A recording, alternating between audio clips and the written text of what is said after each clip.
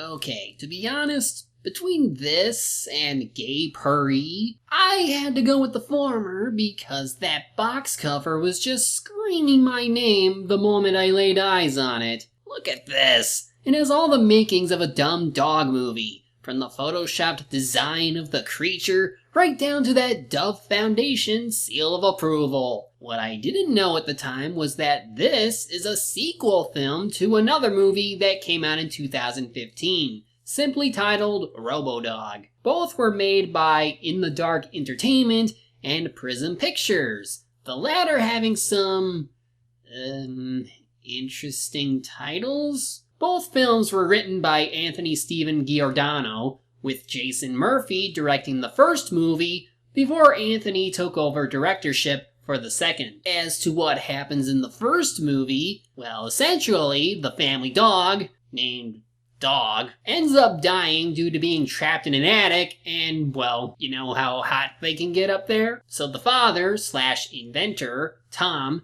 ends up making his son, Tyler, a robot dog named Robo-Dog. And from there, your usual dog movie shenanigans occur when big business wants it for whatever reason they want, and a bunch of things happen because it's really the only other plot thread you can do with a dog. But I suppose it did well enough with what audience enjoyed it since, well, it did have a moral about how no matter what form your friend takes, they'll still be them? Yeah, that's really about it. But now that it's getting the ability to fly, maybe they can up the ante? Well, the first movie had Wallace Shawn as a villain. How can you top that? Well, I don't know, but I'm gonna find out. This is Robo-Dog Airborne. So we begin with an opening that's pretty much like with how the first movie opened up, with Tyler Austin, once again played by Michael Campion, talking about Robo-Dog, who I should mention is voiced by James Arnold Taylor. Oh, knock it off. He was in good stuff too. Just not this one. A normal dog, but he's actually a robot with some really cool gadgets. Like a robotic hand.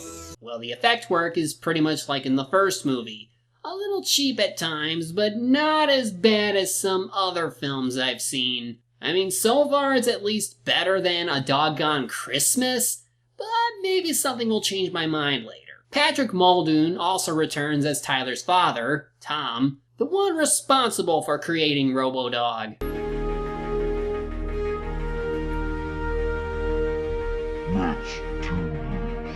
Oh my god, did they really just do that?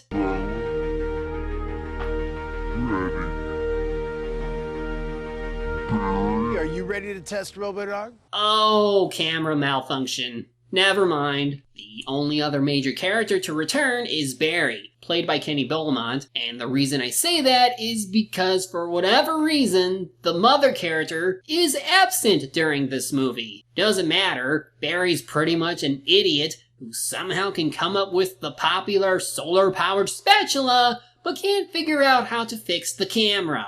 Apparently they've been doing many upgrades to Robo-Dog over the past 2 years, and their most recent one is, of course, a flight module. 42. Wow! In 3, 2, 1, ignite. Whoa! Dad, that's so awesome! You think that's awesome, Tyler? Watch this. Robo-Dog, go! Okay, bad effects or not, at least these are the kind you can laugh at.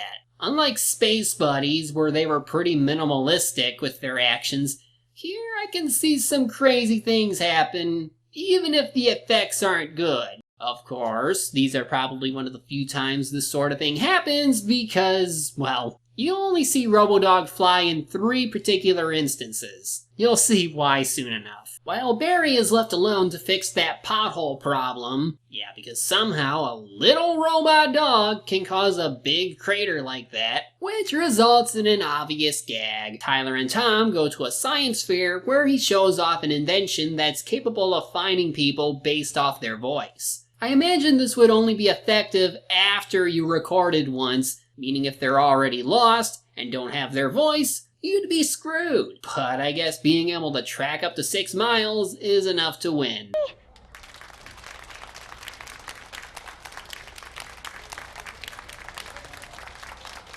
Well, someone's a sore loser. Barry, what are you doing here? Oh, I'm one of the sponsors of the science fair. See?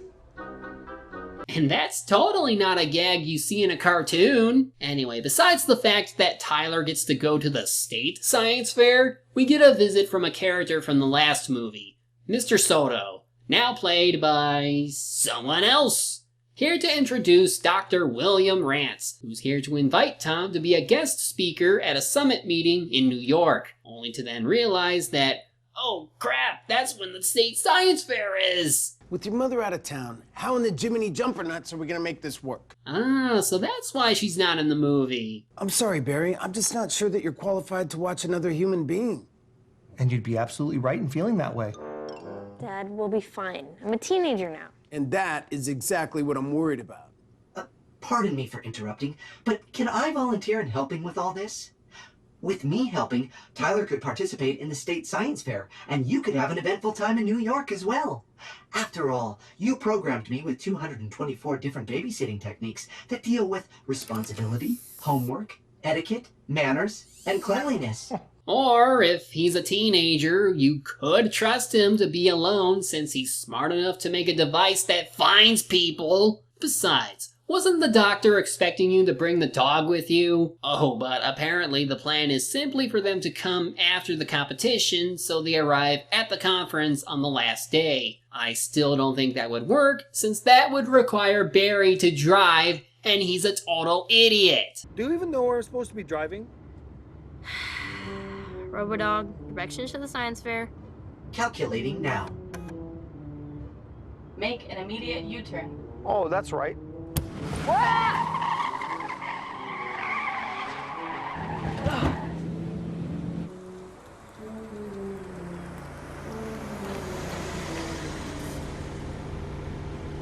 Went the wrong way. How did this guy get a sponsorship? I got us road supplies.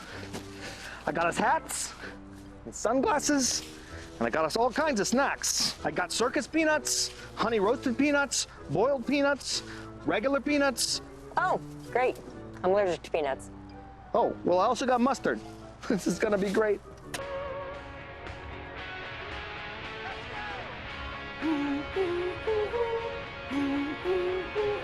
Maybe it's just because I just got off of Space Buddies, but how has less happened in this movie than in the other? This would have been the point where the buddies get launched into space. So far, we just had a small dilemma where the dad has to go somewhere while his kid gets left alone with a buffoon while they both sing to a song that's just repeating the same thing over and over. Where is the plot? Oh, here it is. Time to meet our antagonist of the movie, Carson, who apparently is trying to get the perfect gift for his daughter, Mira, but doesn't know what to get her. Love and attention. That's what all girls want.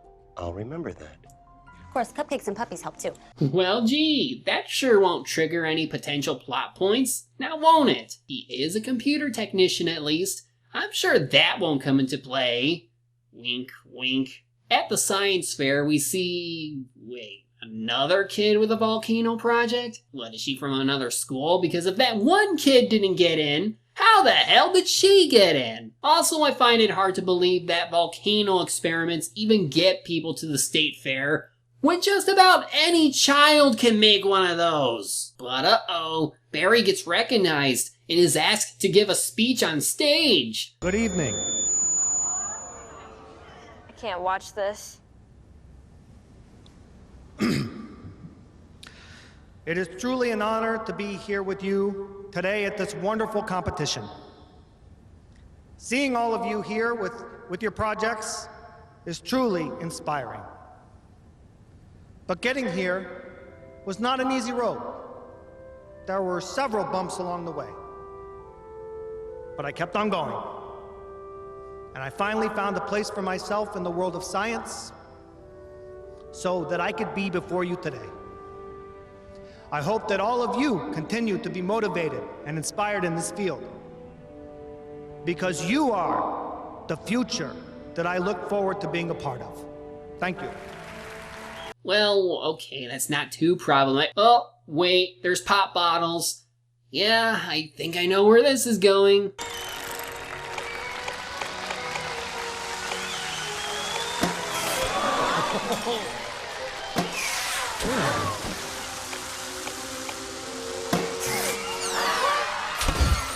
Now, I can't really blame him for that one, since all he did was pull the string. As they evacuate, Robo-Dog stays behind to handle the smoke. But unfortunately, an explosion occurs that knocks him straight out of the building somehow. And just in time, as Carson ends up finding him. Help me? Oh. Was that you talking? Affirmative. Please assist. Wow. So you're a little furry, walking, talking computer, huh? Warning. Memory card damaged. Internal systems overheating. All right, well, let's see if we can find your owner. I bet they can help. No time. Need repairs now. Okay, now that's a pretty decent effect. A little gruesome just thinking about it, though, but still, not bad. He takes him home to repair him, and... Okay. Okay, I'm trying. Let me unplug it. No. As expected. But uh-oh, Robo-Dog's memory card ejects itself, just as Carson replaces the base for it with a new one, and his own memory card. Now, the reason I say he's an antagonist is because, well, he's the closest thing to one since he actually wanted to return him to his owner. But once Mira returns home and he notices that her grandma got her a far better gift, he ends up having to compromise with Robo-Dog since he ends up walking in. And he can't really pull him away from her without upsetting her, meaning the conflict is tearing the dog away from a distraught father. It's okay though, that probably won't be for a while since Barry forgot to bring the tablet used to work and or find him. Now, okay. The first movie had Tyler needing to adjust to the fact his dad made him a new dog. And the subplot was that Wallace Shawn wanted the battery that was in him for something that nearly blows up the town later. All this is Robo-Dog goes missing, so they have to go look for him, but only because the science fair and this one conference had to happen at roughly the same time. And so far, we just have generic character gags. Milkshake.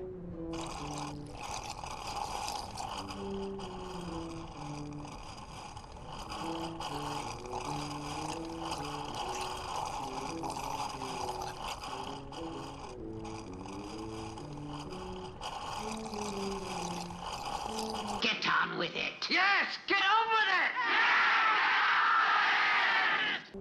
it! Alright, Perry, come on, let's go. Get on with it! You know, for a movie that has Airborne in the title, he certainly hasn't been airborne since the beginning of the movie. And you won't be seeing him flying anytime soon until the end. Oh yes, we won't see him flying again until the third act. And the second act, as far as I'm concerned, is probably one of the most boring things I had to sit through. Don't believe me? Just watch. Anyway, Tyler and Barry start tracking Robo-Dog, only for Carson to disable the tracking chip without realizing what he's done. And now I'm going to feel bad for him once the two show up and they think he's some kind of dog napper. He finds the original chip that for some reason is playing the clip at the start of the film, which doesn't make sense because if it's a memory chip, it should be playing things that happened at the start of his life. Then again, why am I questioning the writing decisions here? At least Tyler is smart enough to know that using a recorded voice can work with his new invention. Which, yeah, I could see being useful in case the person in question wasn't around, though that would still mean having such a recording on hand. Too bad his only partner is a man who doesn't seem to own any underwear. Like seriously, he was planning on buying some at a gas station during the trip. Meanwhile, Robo-Dog gets subjected to the worst tea party not associated with Big Mom. Such a lovely flavor. Where on earth did you find it? I grew it in my magical garden. Well, it is indeed a magical flavor with a hint of lavender. Would you like some too, Frackarina? What about a peach scone? I know they're your favorite. You two having fun? Why, yes, Carson Perry. It is rather delightful. Would you care for some peach and cranberry scones? I think you've had enough tea for today. So Carson takes them to her grandma, while Tyler and Barry go to a hotel, and we're only like 40 minutes into the film, and nothing has happened. Nothing except a couple farts. Oops. Oh, gross, Barry. That was Robo-Dog. Robo-Dog isn't here. Oh, well, it may have been me. Just hurry up, please. Time is running out. Ugh, I'm starting to miss the buddies. Even when they did nothing, they were still doing something somewhere more exciting than this. I am sorry. I am so sorry. I did not know that it could get more boring than this. Tyler runs into Carson and, of course, ends up having to lie because he knows they have the dog, but really doesn't want to give him up. Dude, just tell the truth. Maybe you can work out some kind of compromise? Oh, they're going to the spring dance? I don't know how to dance. You don't? No. That's okay. I have the solution to your incompetence when it comes to dancing. Really? What's that? I can teach you. Hands up. Huh? Okay. Okay. Like that. Huh. Okay. Very good. Now go. 1, 2, 3. 1, 2, 3. 1, 2, 3. 1, 3. 2, 3. 1. Maybe a little faster? 1, 2. 1, 2, 1. 3. It's so 1, 2, 3. 1, 2, 3. 1, 2, 3. 1. Hope none of the neighbors are watching. Why is that? Because 2, 3. This is weird. 2, What 3. is?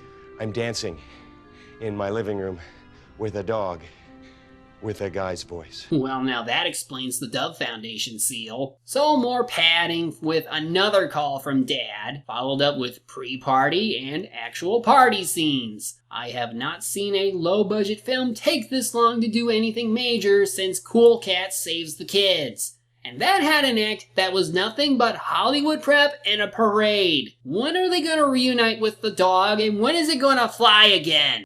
Live up to your title, damn it! Oh look, Carson and Mira won an award because he discovered how to be a dad during that dance. Whoopee! Finally, as the two go get ice cream, Tyler and Barry find Robo-Dog, and naturally they discover he has no memory. Well, you know what this means. After like 50 minutes of nothing but a dull subplot involving a father with little self-confidence in his family life, we finally have some sort of conflict between the two sides. Though it kinda does get interesting since after making it home, Mira actually discovers the laptop that still has the original memory chip inside. What's this? What? This video. Oh. You stole him. And by kinda interesting, I mean it's literally the most progressive thing to happen in this movie. The liar reveal trope actually moves the plot, which is better than nothing. He eventually returns the chip to Robo-Dog and apologizes to Tyler for deceiving him. Of course, Robo-Dog feels the need to say goodbye to Mira, only to find her gone. They find her at her secret place, meaning she had to have walked far since it's at her grandma's, mad at him, and she ends up climbing on the roof. Mira, get away from the ledge! Do you promise to never lie again? Yeah, absolutely. Say you promise. I promise. I promise. Now, just give me your hand. Honey. Okay, I'll come down. Mira, give me. Mira! Mira! Mira! Don't fall. This is the kind of forced dilemma I've come to expect at this point. Also, this whole scene reeks of inconsistency. Look how wide the roof is and where she actually is during the exterior shots, but then when Carson gets up there, we see that the roof is smaller and possibly different from the other shot. Then, after she started falling, somehow, where did that pine cone come from? You see she's completely off the roof. Except now she's hanging onto the side of the roof. And what's stopping him from stepping out further to grab her while she's still within reach? I'm so confused. Oh no, she falls! But luckily Robo-Dog manages to catch her before she hits the ground. As a reminder that he is not supposed to fly, he ends up crashing shortly after. What, crashing into concrete slightly harms him, but hitting dirt is enough to make him nearly die? At least Carson fixed him and was able to fix the gyro that lets him fly. Before they have to go, Robo-Dog leaves Carson with some advice. I have a suggestion. What's that? I would ask that you be Mira's best friend. Play tea party with her, dance with her, and most of all, love her. But wait! How are they going to get to New York before the conference starts? Why, we'll reenact the flying scenes from Flubber and just have the car be carried by the creation. Are you guys okay? Yes, just please be careful. So none of this? Woo, woo.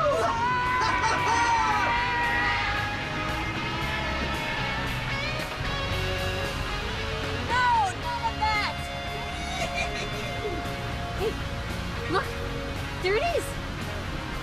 And then a fighter jet showed up to shoot them down because they're in a no-flying zone. They make it just as Tom is giving his speech and even shows off his new flight mode to the crowd. That's pretty much it. Well, I can certainly say that this movie was not very good.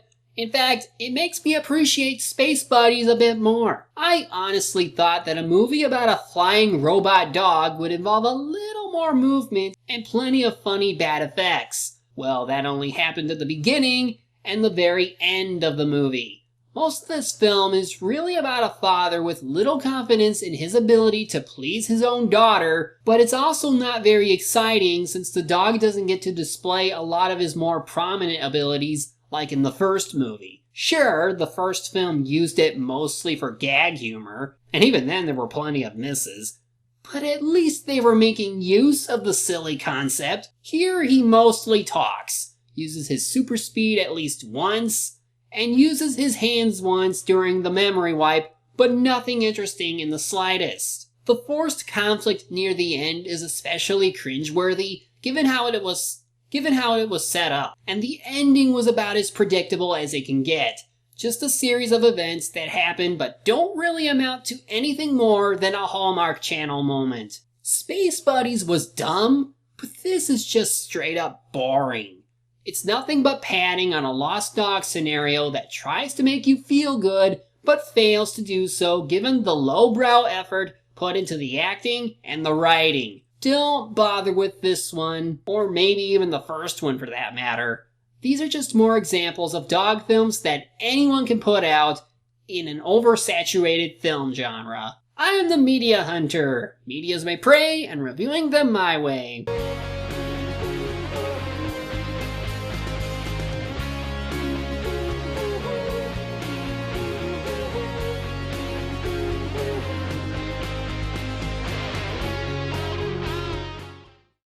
I got a good feeling about this. Me too.